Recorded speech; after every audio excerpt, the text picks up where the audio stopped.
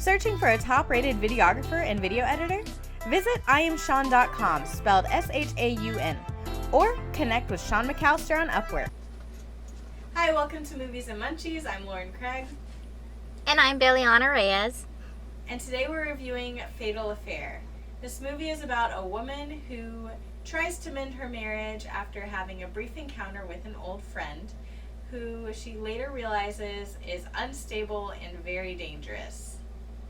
And for our munchies today, we are going to try the Bio Bubbles Sparkling Antioxidant Infusion, the Bogota Blackberry Lime. Are you ready to try it, Lauren?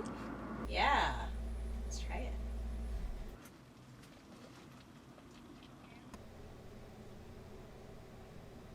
it. Ooh. And with this one, it only has 5 calories. So I'm super excited about this. It has a lot of flavor to it. I like this. It does. Are you a Blackberry fan? I am. I love blackberries. Ooh, me too. So I was like, there's like other flavors of this, but I wanted to try the blackberry first because I know like blackberry is a pretty dominant fruit with any drink. And I like the lime too. I don't know if I could taste the lime. Let me try again. I can't really taste the lime too much in this one. I definitely taste the blackberry. Do you like drink a lot of carbonated drinks or no, not really? Or sparkling drinks? Lately I've been drinking more kombucha because I work with a company called Kombucha. So I've been drinking a lot more kombucha lately than sparkling water, but I used to drink sparkling water like every single day after I got off work. Before that I would come home every day and drink a beer. And then I was like getting a beer belly and I was like, okay, let me figure something else out. Oh no, I need to stop! So then I switched to sparkling water. So I love sparkling waters. And this one, you know, it's hit or miss with different brands, but this one's really good.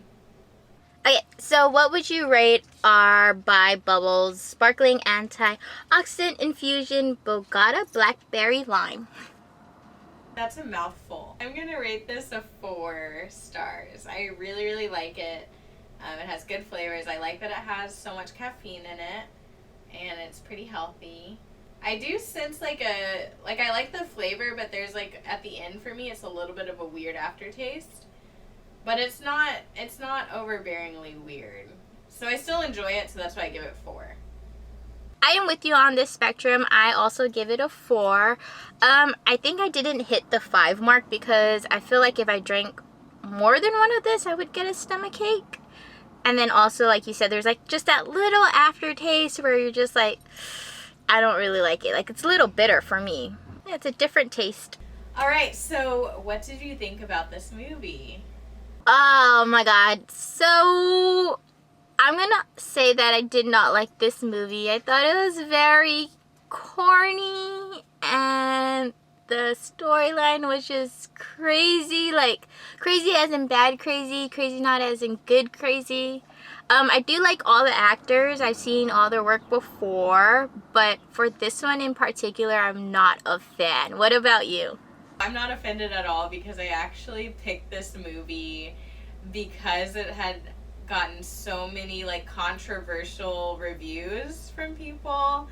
My cousin Byron does a podcast called The Random Thoughts Hour, and during the episode he was talking about this movie and he was telling me it was so bad, and I was like, really? He's like, oh, it's so cringeworthy, it's like the second worst movie I've ever seen on Netflix.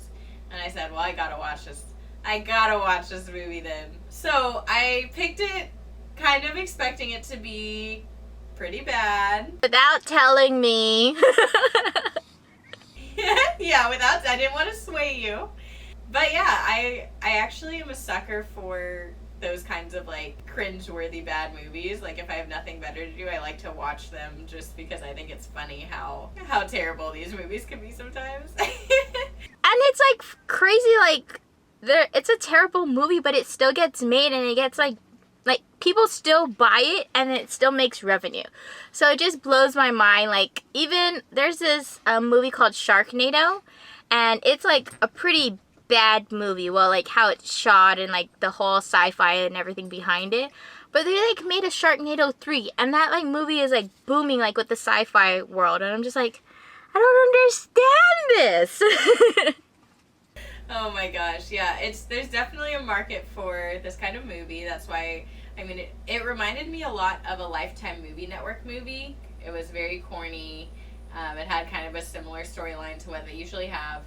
And that's like a whole network dedicated to this kind of movie. So there's definitely a market out there. There's people that love these movies and pay money for them. So there's something for everybody. I didn't know you might have loved this movie. So when I watched this movie, my first thought was it's a Tyler Perry film. And then as I kept watching it, I was like, this is not a Tyler Perry film. And then I like Googled the director and I was like, yeah, this is not a Tyler Perry film. I totally understand where you got the Tyler Perry thing from. Yeah, and he uses some of the same actors in his films too. So I was just like, So in the movie, Ellie and Marcus move to this new house. They're starting a new life. Have this beautiful house on the beach. And that made me think, what is your dream house? When I was young, I grew up with 15 aunties and uncles, so I came from a really big family. And I always wanted a big house. But now that I've done like van life and I have like a 4-bedroom house in Texas, I kind of want to do like a container 2-story house with like lots of windows and like industrial kind of modern feel to it. And then also, of course, it has to be like by the ocean because we love the ocean and we like surfing. Well, so far we've been liking surfing and we just like being on the water. So that would be my like ideal house, is like a 2-story container modified Chip Joanna style on the side of a ocean. What about you? What is your dream house? I also would want to be right by the ocean, beachfront house with an amazing view where I could just walk out of my back door and be on the beach. I like more simple styles, so I would love my whole house to be filled with like black, white, or wood furniture. Ooh, that's like very sleek. I'm like imagining it. I just recently started liking like the neutrals a lot in home design. Yeah, and then like whenever you want like a little bit of more color, you just add it in. Right, and then that color stands out so much. So like, I love having, you know, the blacks, whites, tans, and grays, like those. And then like if you bring in like plants, like I love how much your plants really pop in that space, like the greenery of your plants, or if you have like red roses, that really stands out. So I would love to have that, and like I said, plants everywhere all the time, fresh flowers, a big kitchen with a big island because I love to cook. Yes, a big kitchen is definitely a must with an island so everyone could gather around and just hang out. Absolutely. And then I would love to have a great like balcony situation where we could spend a lot of time outdoors. So that would be my dream. Growing up, I always loved having a 2-story home, but now I kind of want just like a single story. Just like a big single story. It's weird because so growing up, I always had like a 1-story home, and like now I want a 2-story home. It's like whatever you didn't have. I also have, I guess a piggyback question with your house one. Would you want a big yard or a small yard? Ooh.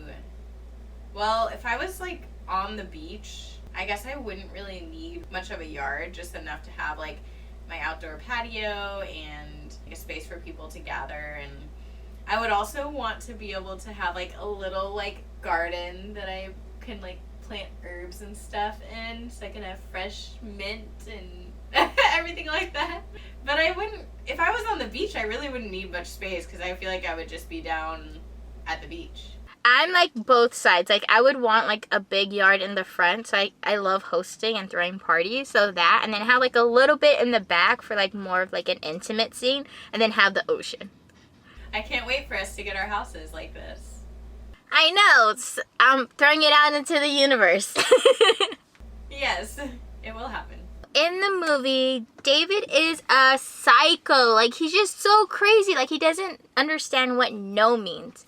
Do you think Ellie was being too passive aggressive with David instead of like being firm and like, stop calling me, stop like seeing me, stop like whatever? What are your thoughts? Yeah, it did take her a while to get to that point where she was like, look, I don't want you around me ever again, like stay away. But I think like what she was doing was what anyone would do initially, just like kind of like ghosting his calls. Like, he knew she was married. She obviously like ran out of there and was like, I can't do this. So any normal person would have taken the hint, especially after she stops answering your stuff. So I don't think she was in the wrong, because if he was a normal person, it never would have even had to escalate. He would have like been like, oh, she's married, obviously she's not interested in taking this any further.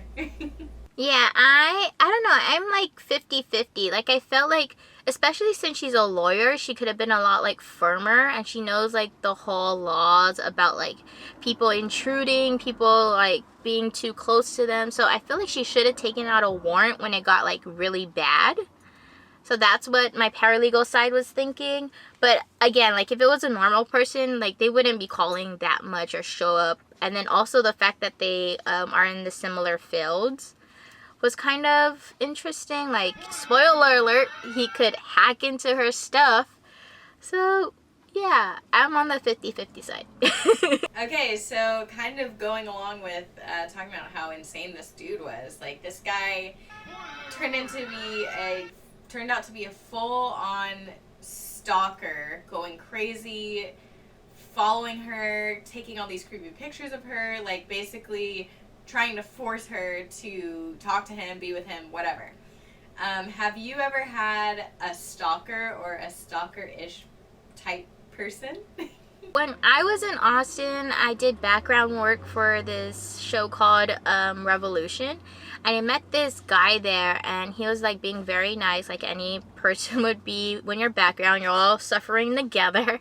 And after that, like we were just like talking, and he was like, yeah, I really like your look, I have this agency. And like being very new to the industry, I didn't like recognize the red flags.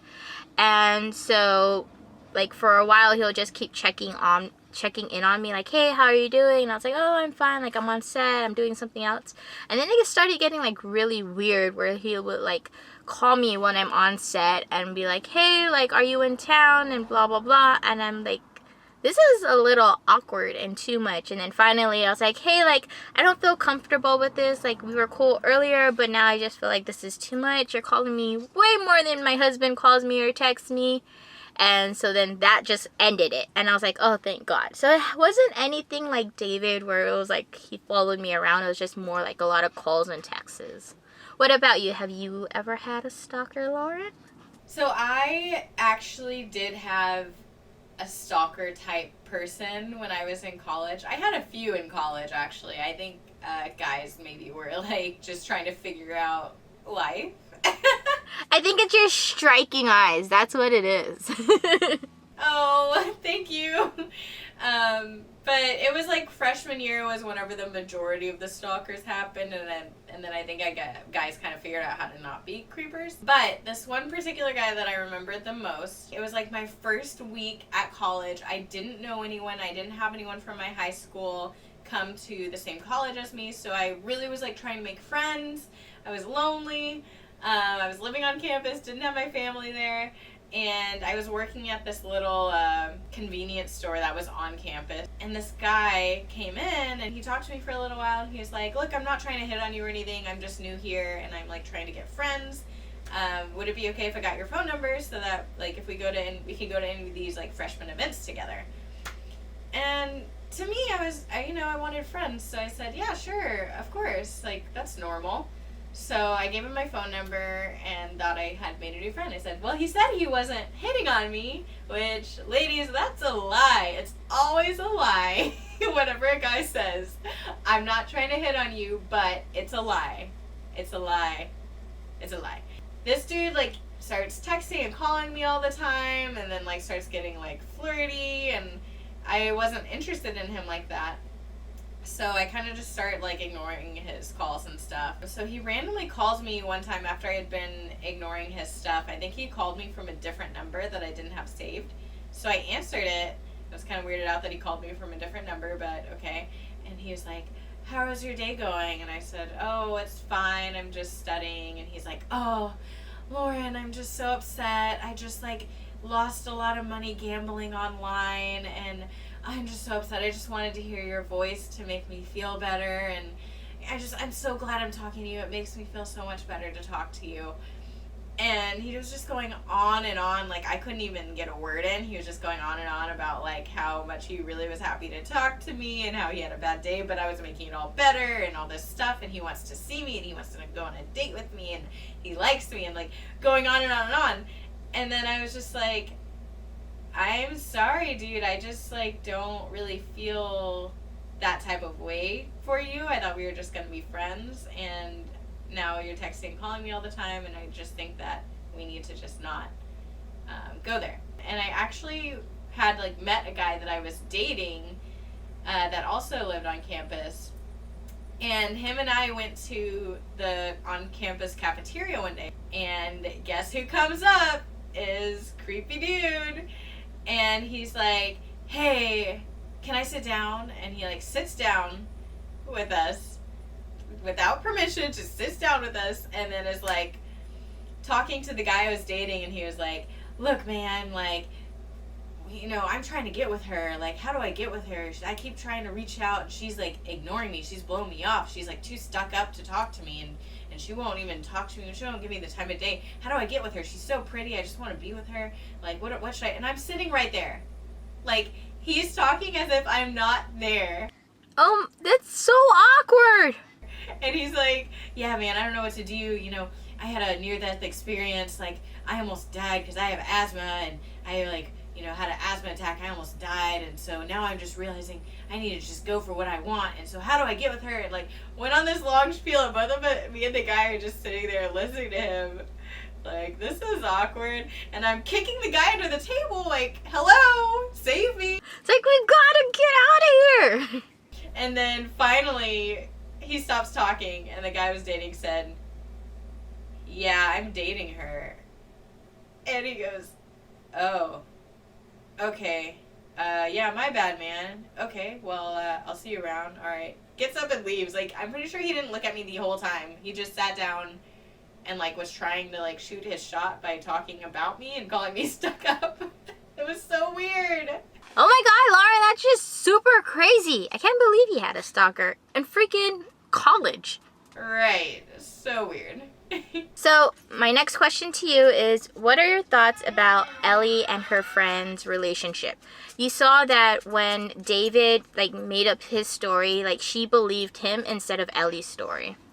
She was so fast to believe David's story. Like, she did not even ask Ellie at first for any clarity. She just totally attacked her, was like, "I can't believe you did this." And then whenever she told her the truth, she did not even believe her, didn't even question the guy. This is a guy she just met. I was like, what kind of friend is this? This girl is insane to not even look into this or be a little bit curious, especially, I mean, it didn't show in the backstory that Ellie had done any of this before. So it was just like really, really weird, and to me kind of unrealistic that she just would believe this guy she just met over a friend of hers that she's known and been friends with for a while. I think there are probably girls out there who are like that, especially if they really want a boyfriend and then they finally find a guy who seems great. I think there are some girls who might act that way. Yeah, I agree with you about, like, how you said, like, she was very fast to just, like, dismiss Ellie's, like, story. Like, I feel like, especially if you're friends for a long time, you do take in consideration your friends, like, opinions of who you're dating, and, like, if they see, like, there is a red flag, they're doing it because they love you and not because they're, like, trying to taint your relationship. They're just looking out for you. So, like you said, like, her just passing it off was, like, kind of weird. But there are people like that, like you said also. Yep, there are girls like that. Don't be one of them. So during the movie, she keeps everything from her husband. Things start getting really bad with this stalker guy. She never tells him anything that's going on until like the very end, whenever she's forced to tell him when things get really, really bad. So my question to you is, would you have told your husband about what was going on to get his help in this situation, or would you have kept it a secret to try to spare his feelings and try and figure it out on your own? Me and my husband were very open about like our feelings and about like whatever's happening with our lives, like whether we're at work or I'm on set or like something happened that we weren't experiencing together. And it took us a while to get to that point of like just open communication, especially since like I was in the military and I had to hold like a lot of stuff back. But once I was able to actually talk about it, it like changed our whole relationship of how like we communicate. So I think like now I would tell him everything, but like maybe like the first 3 years of our marriage, I was very like closed and then I didn't want to like put any burden on him or like make him feel like I was a burden to like deal with or be in a relationship with. So yeah, definitely now I'm more open, but like when I was younger, like 18, 19, 20, like I didn't really want to express my feelings. What are your thoughts on this? I'm so glad you guys are so open and honest with each other. That's why you guys are such a great couple. No, it took us a while to get there. Don't be fooled, okay? Well, you guys are a great couple. I mean, unless you're just fooling me whenever I spend time with you, but you seem like an amazing couple. So for me, I totally think yes, she should have definitely brought her husband in far sooner, especially when she realized he was crazy, especially when, spoiler alert, he showed up at her house and was acting like he didn't know her. Like, that would have been like the moment of like, oh hell no, nope, I gotta tell you something, come on, I made a mistake, please forgive me. Yeah, but this dude's insane. Like, anyone that would do that, that is so scary and putting everybody in danger. So I totally think she should have confessed to her husband and gotten help from him, so she wasn't just trying to handle it alone.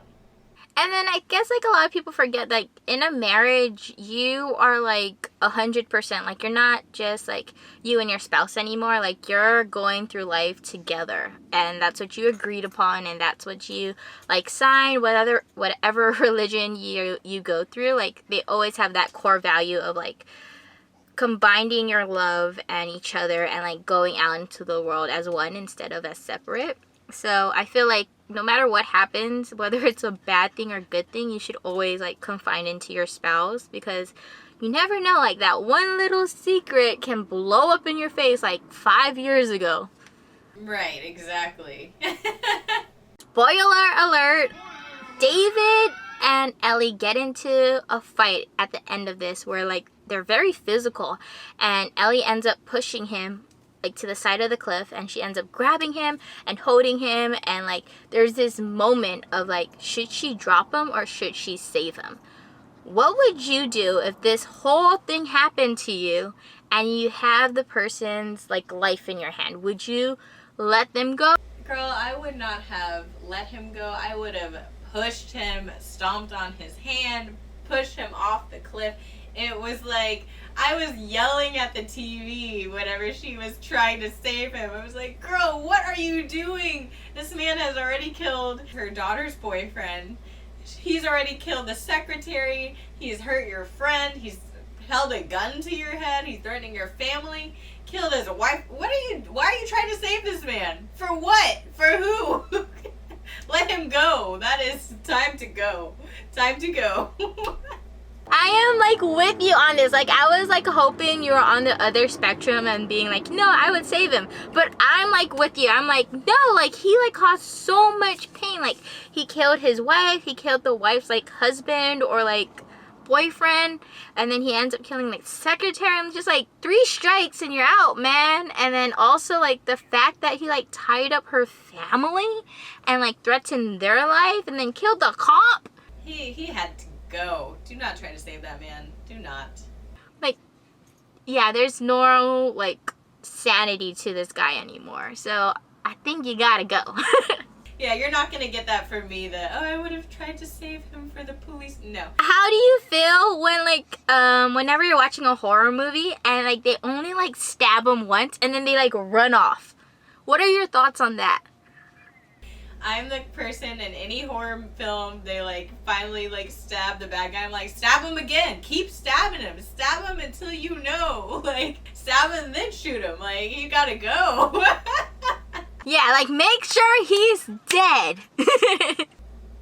So stupid. It's so stupid. No, you better make sure that dude is dead. Are you kidding? Because then you always have at the end of the movie where he's like, God, is he dead? Did the ocean carry him away? What happened? Is he coming back? And then they come up with a part 2. No option to come back. If you do all that crazy stuff to me, there is no option for you to come back. You're not coming back. You're going to make sure you're dead. I like you, Lauren. We're on the same boat. Get him out of here. Okay, so what would you rate Fatal Affair? I would rate this a 1, but I do, like, am leaning toward more 0. But 1 for sure. Just the corniness and the storyline and, like, how things do not make any sense with this movie. That's why I went that way. And I just thought it was hard to watch. It was hard to watch because, like, this thing shouldn't happen in this movie in real life and, like, her scenario and, like, his scenario. So yeah, a 1 for me. I'm with you too on the 1 star. Exactly what you said. So many situations that were unreal. There were so many times where this could have been handled differently. The friend not believing her at all. Her not doing enough to protect herself or her family. And the writing on this really got to me. It was so melodramatic. Get out of this house. Never talk to me again. Never come in contact with my husband. I never want to see you again. And then she, like, walks away, like, all dramatically, too. Right. Like, no.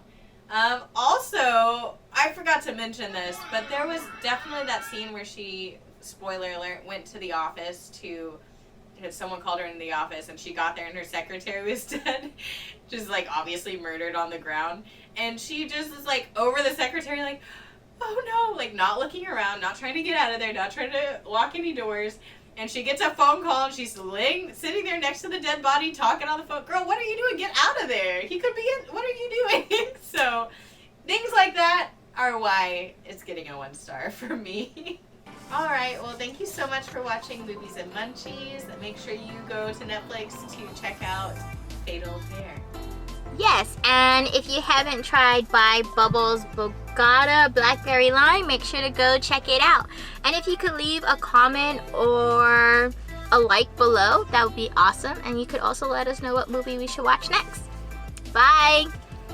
Bye!